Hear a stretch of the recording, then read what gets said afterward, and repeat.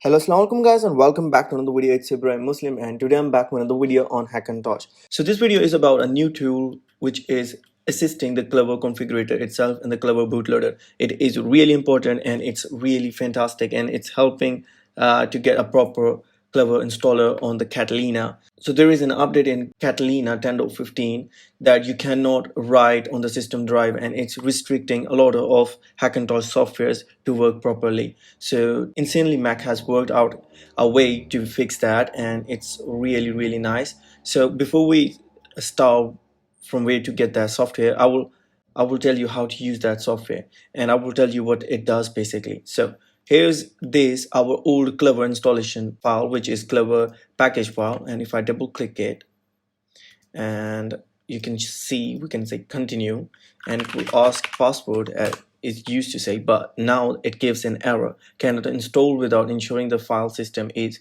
read write able.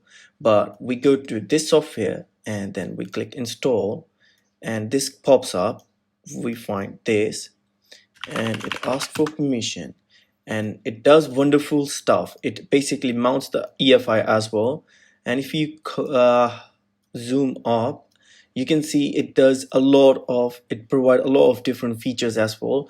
It give you a lot of info about the EFI files or drivers of the Clover bootloader itself. So it tells me all the driver I have, all the driver I should have, and all the drivers which are missing, and any new driver which is installed and is different. So and then I say install, and it asks password again, and voila, we have installed the updated Clover, and it does not worry about the read write permissions, and it automatically and it automatically removes the EFI. It unmounts the EFI partition as well. So how to get this software, and let's dig in a bit more. So Clover configurator version 5110, and you can see it also gives you the ability to manage themes. It also allows you to select the boot up audio device. It allows you to generate a custom plist, and it allows to mount different EFIs right from here without opening Clover configurator, because sometimes Clover configurator is crazy slow in mounting EFI partitions, and I really hate that. And great things, it provides the info about your system as well. And one of the best features, and one of the most satisfying feature, is that it tells you about your motherboard as well. So it's Gigabyte Z390 Gaming SLI, Z390 Gaming SLI CF, and it's normally hard to get which motherboard macOS is running on. Like if you're working for someone else and you want to know the motherboard and you don't have the access to the system itself, it's really helpful, specifically in my case when I do the online help. So it really helps that out.